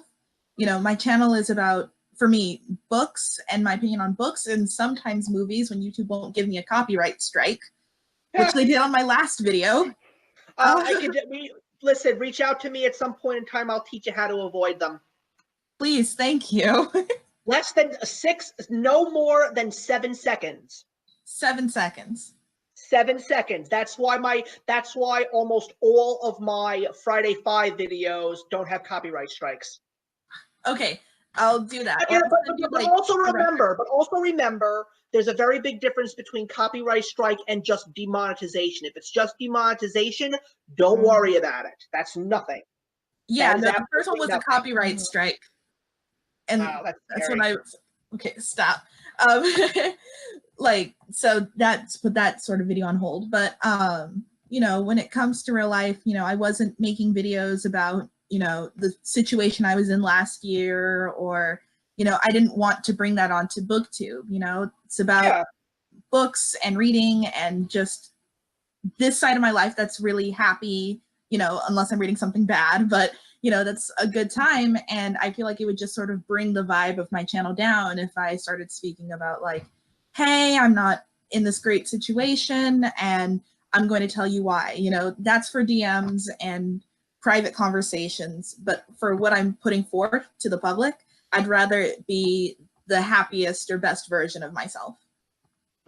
Yeah, I just thought a thought just popped into my head, but I'm going to put that into the next question until I get my piece out. One of the few things that I will compliment the both of you on is something that I still have never been able to do. You have had your siblings on your videos. I really appreciate the fact that your siblings are actually appreciative of the fact that you both are content creators and are willing to actually share these things. Although I will say the most hilarious idea that has come out of YouTube this year is my cat chooses my TBR. Oh, it's so funny. I'm about to do one of those. Funny. But the problem is if my cat will cooperate. Like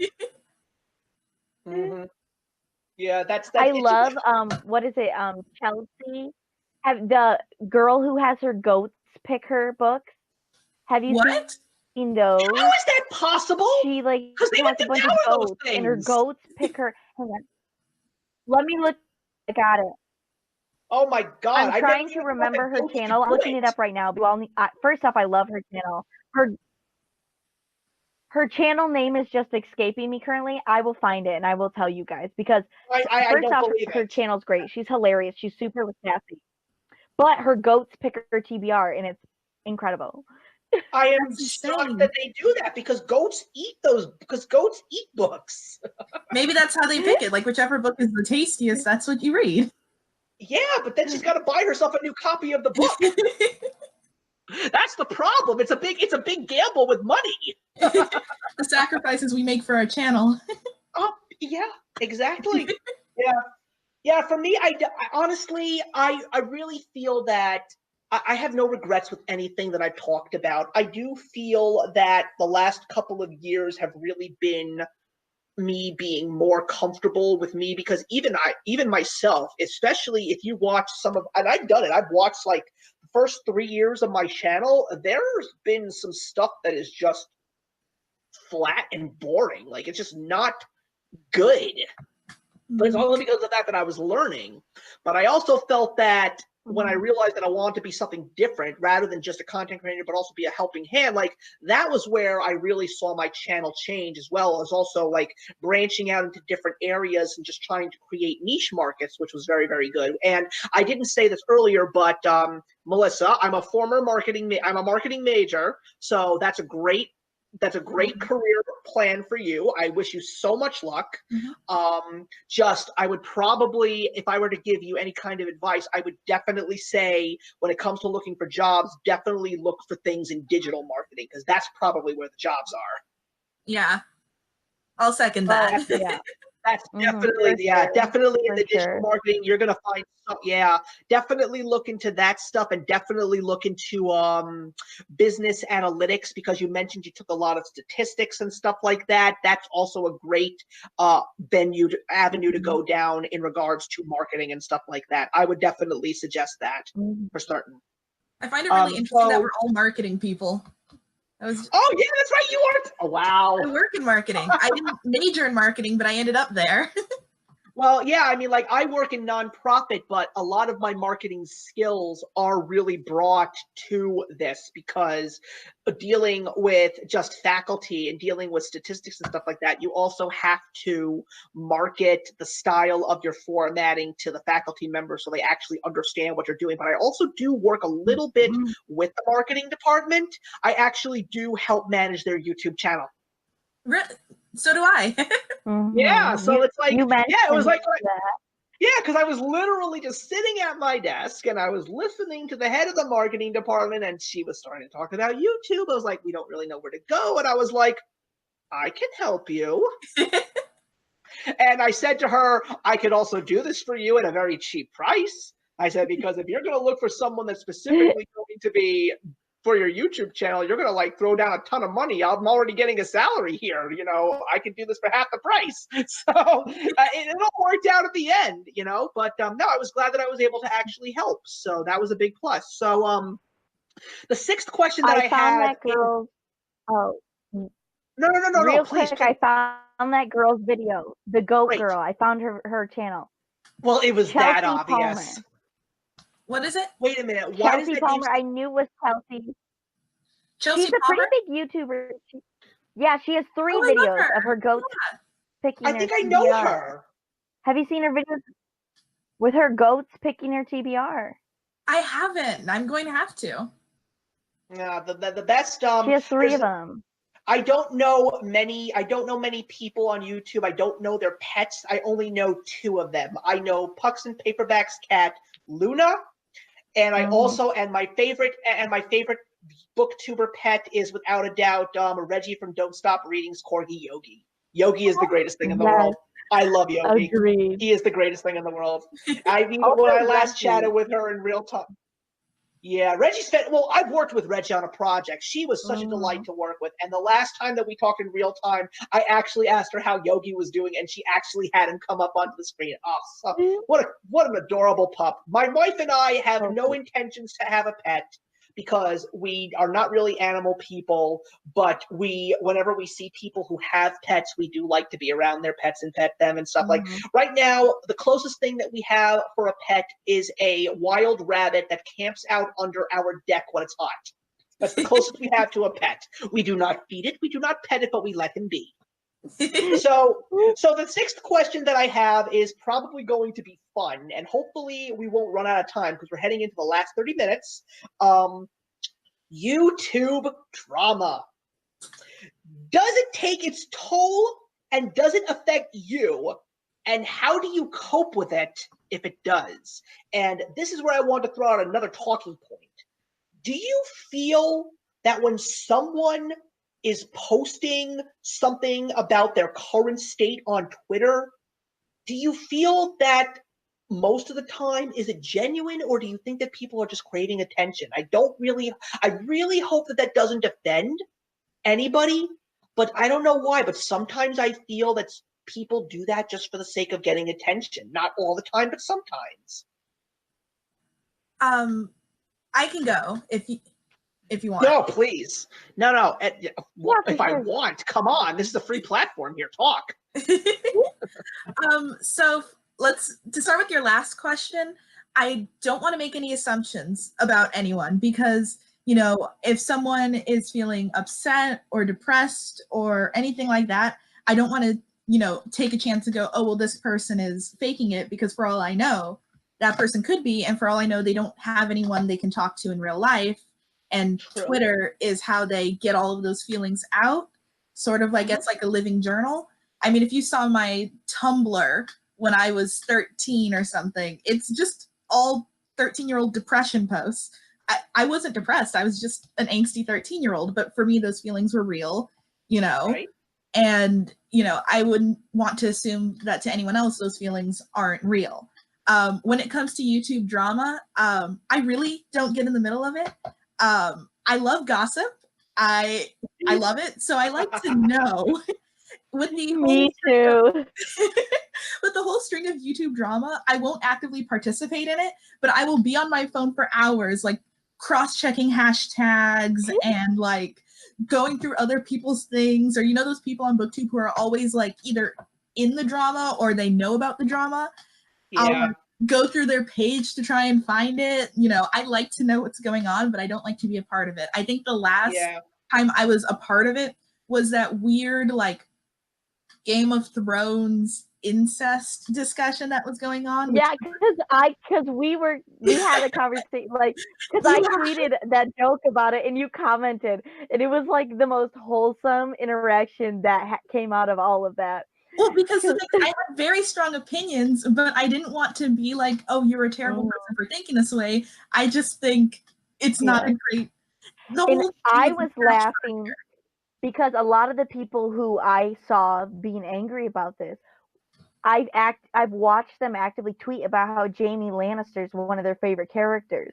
And I was like, I don't know a lot about Game of Thrones, but I know about Jaime Lannister. And that's not a character that you're allowed to defend. Yeah. I was like, that's not a character you can defend and then attack someone for like having a random ship. See, for me, I feel like I had the moral high ground because I don't watch Game of Thrones for a lot of reasons. And like a lot of people were bringing up the Mortal Instruments, and I stopped reading after that weird storyline started. So I was like, let me just hop in here. I feel like I am so differently also I did a little bit of trolling because while that was going on, I did decide to start rewatching all of the Flowers in the Attic movies and tweeting about my experience. So I felt like that was something that was entertaining to me, but it wasn't something that I had strong opinions on because like the Flowers in the Attic, it's the worst thing ever created. But I freaking love it. I think it's hilarious and so melodramatic, and I live for the Flowers in the Attic like series. It's the worst thing ever created, and I love it. So me watching all these people like being so angry about this, I was like, what are these people gonna think when they find out that I guilty pleasure love Flowers in the Attic? No, it's like I think one of the funniest things that's happening right now is the fact that it's not just in YouTube, but it's just I love when I hear that people are extremely offended over things in entertainment that happened like 40 or 50 years ago. I mean, that whole thing that was uncovered from John Wayne's article about how he gave a lot of racist comments, but I'm like, no kidding.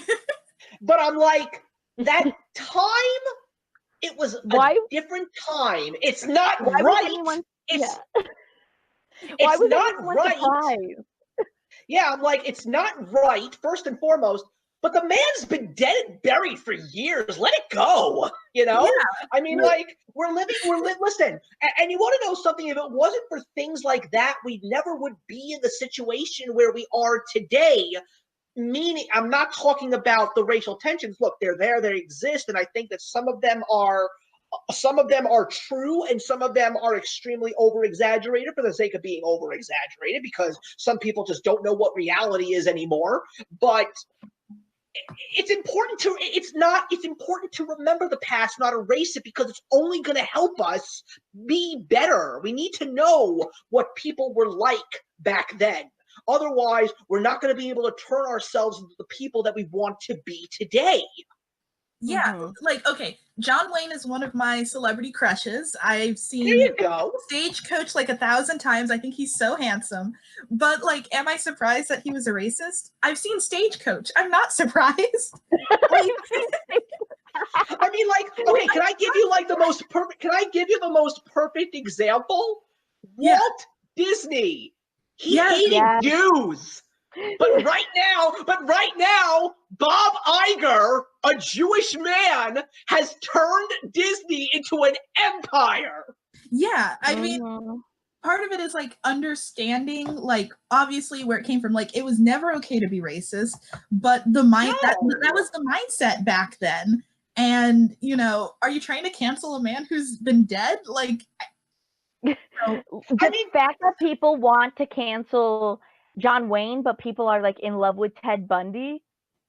Oh my God. Yeah, what the hell is it with people and their sudden like affection with serial killers? I'm surprised. I'm waiting for people to start talking about like having crushes on the son of Sam. That's terrifying to me. Yeah, it's weird. I mean, But, I also I'm going to stir the pot right now, and I have no shame in this. I really don't like the fact that people are actually showing sympathy for pedophiles these days. That's scary to me. Oh my oh god. yeah, 100% agree. Now. 100% Like they're literally, agree. like they're literally saying. I remember I once saw a tweet that was the most outlandish thing, and I felt horrible seeing this with my eyes. It was like there was a petition. I don't know if it was a petition or someone made a text or a tweet or something, but someone basically wanted to incorporate pedophiles as a member of the LGBTQ community. Yeah, I was like, that's a are thing. you insane? That's a thing, and it's disgusting. Yeah. It's terrible. Like, do they not realize the difference between like healthy adult consensual right to love whoever you want and children? Like, it's weird. People need to step outside, interact with real people, and like, Yeah. Yes, stop reading. That's why I keep saying, stop reading contemporary fiction books. Open up your front door and go outside. Sunshine is the best medicine. Interact with actual people. yeah, Don't get me wrong. Escapism is wonderful, but you have to incorporate yourself in reality too. Taylor, Yeah. please continue. Oh, no, did you hear about the thing on Twitter where people were trying to cancel Otto Frank? Anne Frank's dad?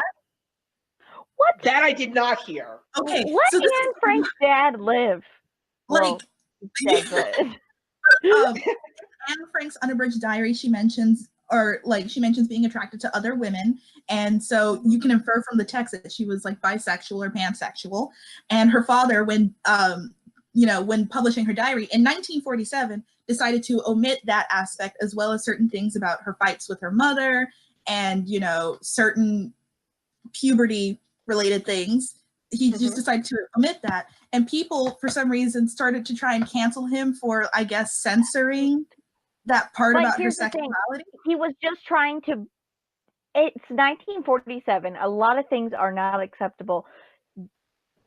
Would Anne Frank be considered such like an intensely important cultural figure if that had been put out in the world at the time? Now, with editions being published with all of that content, I think people are becoming interested in reading the Anne Frank diaries again, and they're sort of learning about this and becoming like, people are falling in love with Anne Frank as a person again because of this. But I don't think if that content had been put in there in 1947, that would have been really important to some people, but I don't think that important story would have been allowed to be told if that content had been kept in.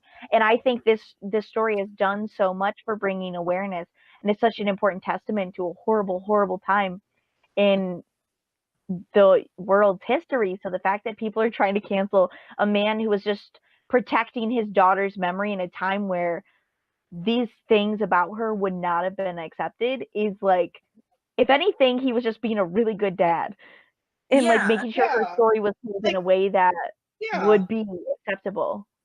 Yeah, I mean, like it's the times and all of that. It was the sign of the times. It's the different times. So the fact that this whole new side of Anne Frank is being revealed, I don't think anybody should be upset about the fact that her father tried to just keep it hidden for the 1940s and 50s. That was the point in time when gay men were basically being thrown into cop cars and taken to jail for their feelings towards other men. It was like it was just a different time. I mean, like, I laugh so hard right now because I love the fact that there is this and I don't think it's even real. I think they're just doing this just to get some people crazy.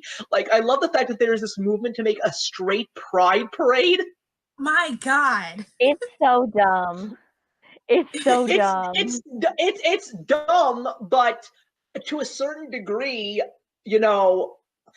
listen, I have friends now who are members of this community, and I love the fact that when I talk to them about how embarrassed they are because of the leftist loonies that have infiltrated it, because basically there are people in this group, they're not the majority of the group, but they basically say, if you like straight people, you're not gay enough. And by liking straight people, meaning being friends with straight people. I think that that's absolutely disgusting. Yeah. Which for me is like that's like can go both ways also. Like, that's just so dumb. Like, it's juvenile. It's like idiotic. Yeah. And like, you know me, Steve, like I'm Of very course. left leaning, but like I think part of it is just growing up, because I used to be very like militant and so on. And now like I'm very left leaning. I will share my views. I will go out and show that with my ballot. You know, my vote will always, for the most part, be left. But like some people just need to take a nap, step away from the computer. Sometimes even like just think, is this worth it? Yeah. Is this worth my time? You know, one of these days, Taylor, I do want to have a conversation with you because I gotta know your attitude about the Democratic Party and what they're doing right now with all those candidates. Just do me a favor. There's When you so do many. I'm just gonna beg you, when you go to the polls, do not vote for my mayor. Please don't. He's an asshole. Yeah. It's just, Please don't vote for de Blasio. Please don't. He's an asshole. Tell you now, I have no idea who I'm voting for because there are too many people. Well, there's so many choices. Yeah, in the words of the great Bill Maher, this is not a Democratic presidential election poll. This is an Avengers movie. They're like Democrats assemble. Although I still think one of the greatest things in the world is the fact that The Simpsons predicted this. The Simpsons predicts everything these days. I think they have a time machine secretly, the writers of The Simpsons. Matt Groening probably does. I wouldn't really be surprised if he did. But anyway, guys, we're heading into the last 10 minutes, and that means we're going to throw – actually, before we get into that, I never actually said my piece. I truthfully try to avoid the drama, but like the Kardashians, it always finds me. Some way, somehow, they find me. But I like to get the perspective from a sane member who is – someone like you, Taylor, who like loves the gossip but doesn't want to get involved in the drama. Melissa, you too, because that's one of the few things that I love. I will always get a message from somebody saying, did you hear what happened? And I was like, oh no, what now? And to a certain degree, it's a great breath of fresh air to know that there are people out there that are much more pathetic than you. That's just all I'm going to say about that. But I mean, when I said that earlier statement, which is probably going to get me blasted on YouTube, there are some times, not always, but I agree with you, Taylor, you can't take anything with a grain of salt. You really need to know where that other person is coming from. But I will also say that if you do know what that type of person is, especially when you see their channel, sometimes you just wonder. You just wonder. I mean, I know for a solid fact that when someone like you both post something on there, you obviously need to talk to somebody. When I actually posted my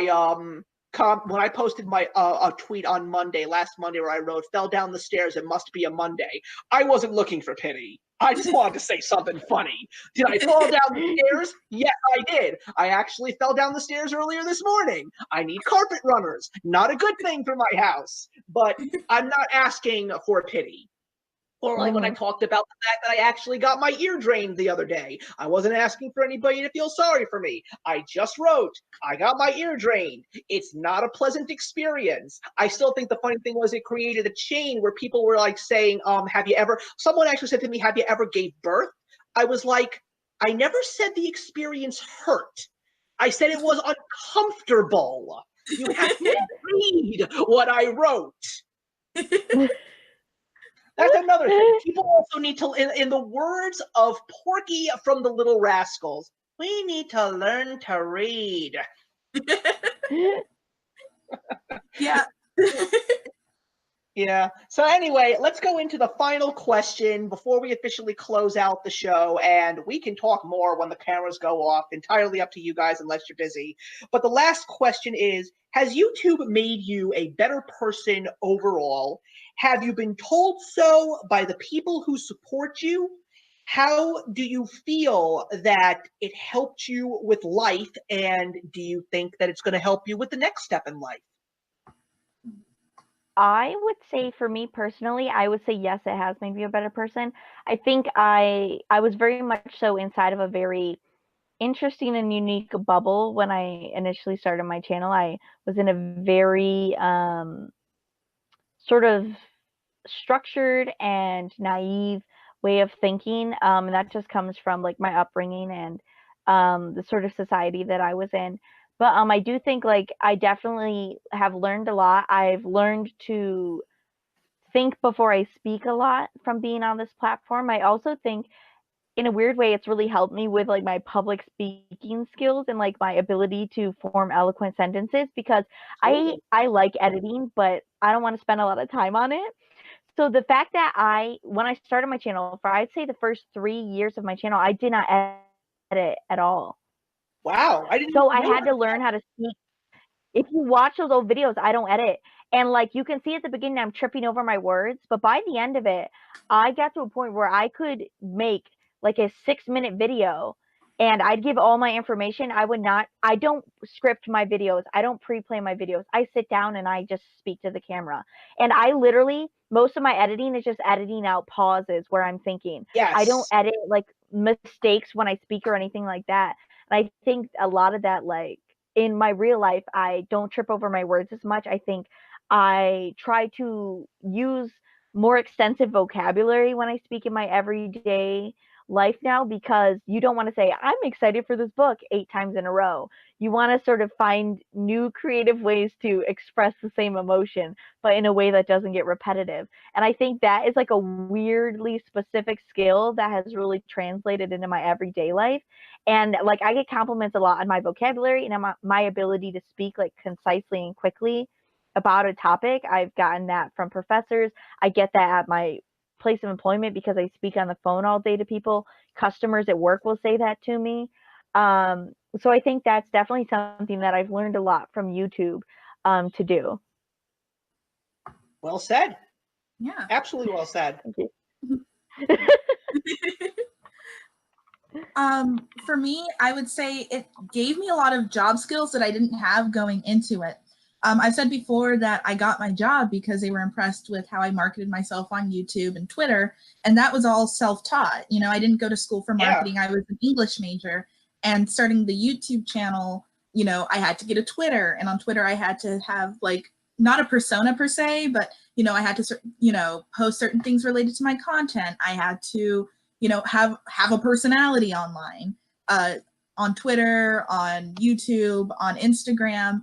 And so it taught me, you know, okay, so you probably shouldn't talk about politics too much. You probably shouldn't engage in drama because that's how you lose followers, or at least add a lot more stress to your life.